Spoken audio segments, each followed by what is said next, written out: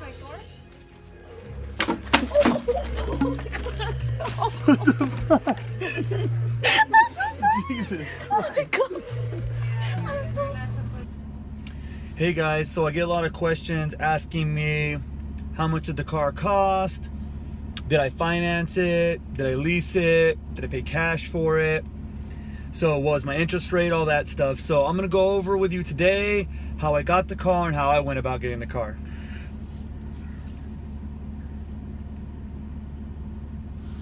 Okay, so first, maybe you guys can see this. This is the sticker that was on the car. And let's see here.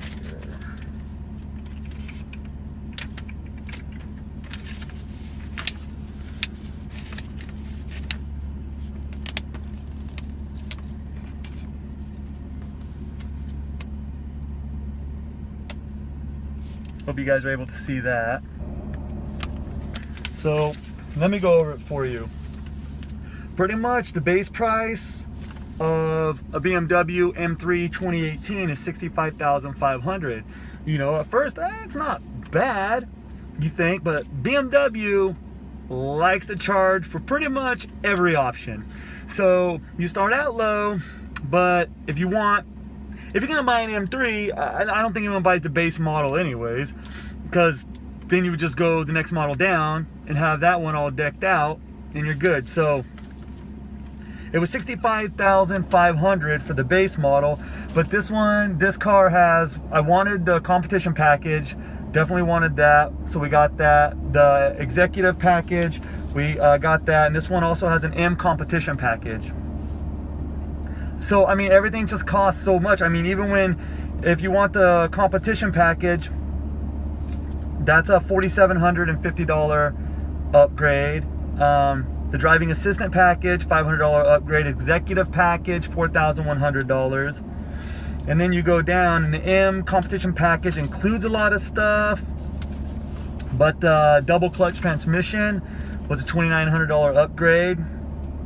Let's see, the active blind spot detection, $500 upgrade. And then we got the Apple CarPlay, $300. Then the carbon fiber rear spoiler, the $795. What the fuck? I was ripped off. That's expensive. Nah, it just seems to be all what they cost. Although it is still expensive. The BMW electronic steering wheel. So we got sort of an upgraded racing steering wheel in the car. That was a $2,215 upgrade. And then it's just a sticker that they stuck on the bottom panel of under the doors on the car. It looks good, I like it, but the sticker was $305 for both sides. Wheel locks, okay, $150. Then the LED door projections, that was $200, and of course your destination charge of $995. So the total suggested retail price was $83,210. And then you get your tax and license, and on a $83,000 car, it's gonna be around $6,500. So what we did is we did some negotiation. They took about $5,000 off the car. I also traded in, I had a 2016 Scat Pack Challenger. Had about, I think, 23,000 miles on it, you know, because I had some equity in it. And then I put down another $1,000 just to throw it down. So we put down $4,500 on the car. And after all said and done, we ended up financing the car for $81,000. And I got an interest rate of 4.1%. So, you know, I mean, it's crazy. And that was for 72 months. So we wanted the payments to be a certain rate, you know, at a certain amount. But really, even though I want the payments at a certain amount, what was even more important to me was getting the car as low as possible, because that's going to help your payments out anyways. Because when we first went in and we were talking to dealers, they're like, oh yeah, your payments not a problem. You want your payments at a certain point? Yeah, okay. Well, I was sitting there watching, and they're like, no, we can get this to happen. I'm like, we started at 60 months on our financing term, but the payments at that point were expensive. It was like gonna be $1,500 and something dollars. I ended up paying right around $1,250 is what my payments are now. And so we didn't want that much, but then we'll go 72 months. Okay, we'll go 82 months. And it was like, man, 82 months. Yeah, the payment got down around, a little bit more around that $1,250 mark.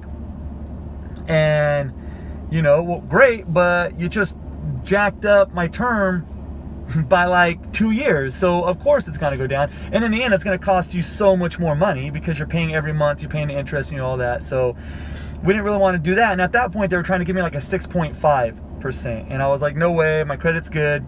I want a better interest rate. I wasn't even that happy with a 4.1, to be honest with you. I actually even wanted a little bit better than that. But it was through BMW, and still thought I could have got better than that.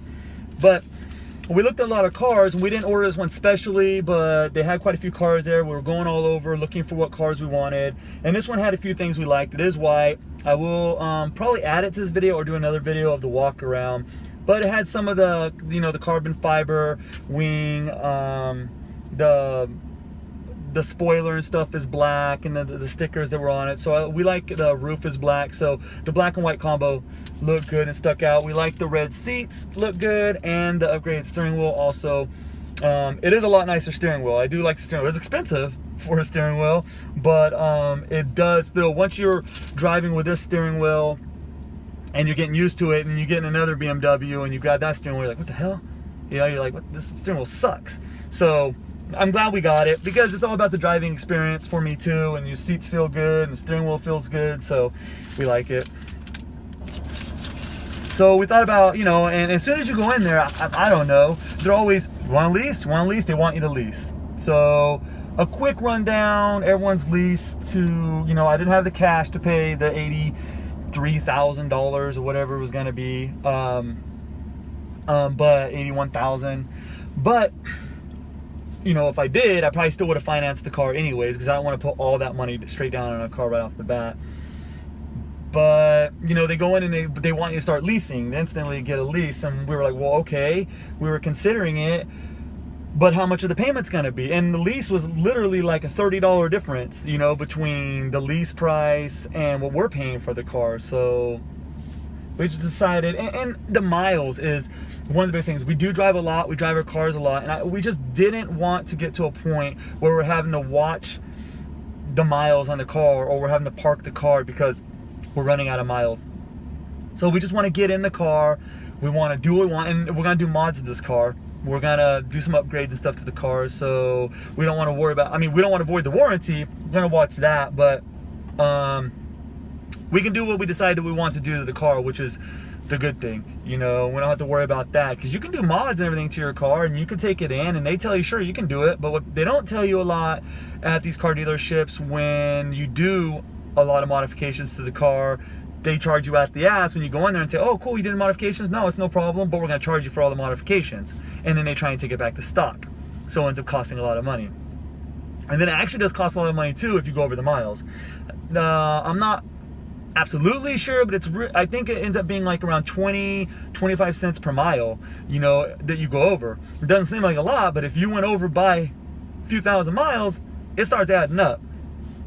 But super happy with the car. Am happy with the price of the car for what it is. Not bad.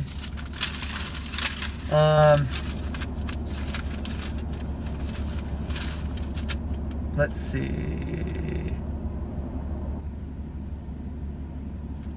It is a 2018. We were going to go around and look, and I wasn't against getting a 2017, to be honest. You know, only maybe didn't have a lot of miles on it, trying to get a better deal, but they didn't really have very many few places we looked, so it wasn't the color, it wasn't the option, and it wasn't like they were a huge discount at the time anyways. I thought they'd be a little bit more discounted at that point. I guess we could probably talk them down a little bit, but you know, my girlfriend had her heart set on this one. She's seen it, so we just pulled the trigger on it and we did it.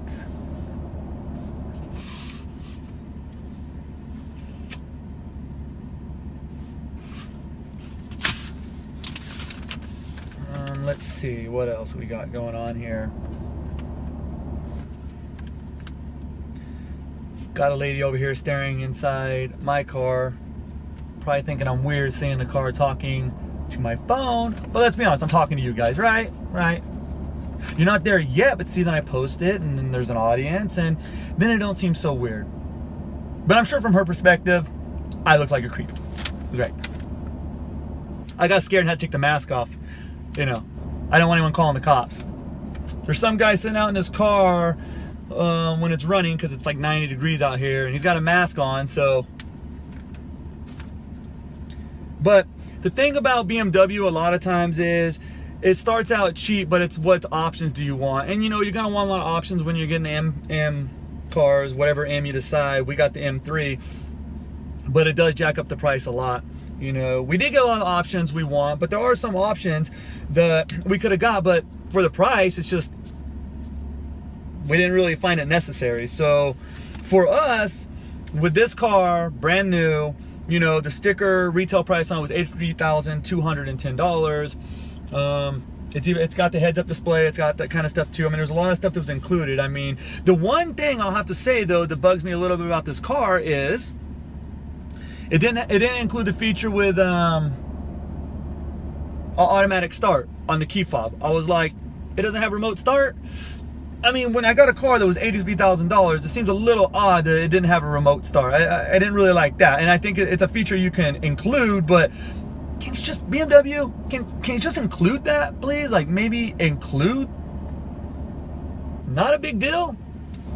I've seen cars that are far less than this have it. But that being said, I honestly do think for $83,000 to $210,000, and that's with the upgrading steering wheel, which is $2,000. So if you don't want the upgraded steering wheel, you could put the extra $2,000 in a couple different upgrades. I actually do think for that price, we pretty much got everything in the car we want. I'm really enjoying the car. I like it. The feel of it's great. And there's no option that I've seen yet that we don't have. I was like, damn it, I should have got that option. So yeah, I'm feeling good about the car. And if you guys have any more questions about how I went about it or what I did, just leave comments down below. I'll try and get back to those and answer those as soon as possible. You know, you go in and you go to finance a car and you want it to be a great experience. You know, you want it to be fun, but a lot of times the dealerships want you there for 5, 6, 7 hours and just sitting there waiting, a lot of waiting games. So I don't really do that anymore. I just go in and I know, you know, I knew I was gonna be able to get financed. So I went in and was like, dude, this is what we want to get financed. And then, you know, we talked the price down. I just tell them this is what we want, this is where we're going. We worked on price, and we did work on price for probably an hour, going, you know, back and forth and negotiating price and stuff. After that, I'm like, man, when they get the papers together, we left, we went, ate, did whatever. It's like, call me when you come back, because they want you to sit there and just keep waiting, and then, you know, they'll come back with this or that, and we're like, this is our price, this is what we want, you know, we're gonna go eat. And then pretty much we said, if you guys can get us the price that we want where we're at right now, give us a call, we'll come back down and finish signing the papers. So, because otherwise you wait there for 10 hours, and they hope they can talk you into not getting that price, whatever they want to do. But the price we're offering wasn't crazy. It wasn't unrealistic. It was, you know, everyone's going to talk down the price some. I mean, and here's another thing they don't really want to tell you. Even on new cars, don't pay MSRP on a new car. The only way you're ever going to pay MSRP on a brand new car is honestly if it's just a car that's super hard to find, or it's just as soon as they get it, bam, it's gone the next day, or there's a waiting line of people wanting it. Otherwise, you don't got to pay MSRP for a car, and they're going to tell you got to, or they're not making money, or we don't make money. But realistically, always try and get the car down to as close as invoice as possible. And even if the dealership sells the car at invoice, even you know, the fanciest brand new car that comes out, they're still making money. Even if they sell the car under invoice, they still make some money. They get kickbacks from the dealership. So don't worry about them. They're still making money. They know what they're doing. I mean, you got to be realistic. You can't go on an $83,000 car and say I want it for $8. Well, you could, but it probably isn't going to work out. So you got to be realistic and really just do your homework and try and find out what you think the invoice is and what's the closest to invoice you can get, and just try and start working from there. And, you know, that's what we did.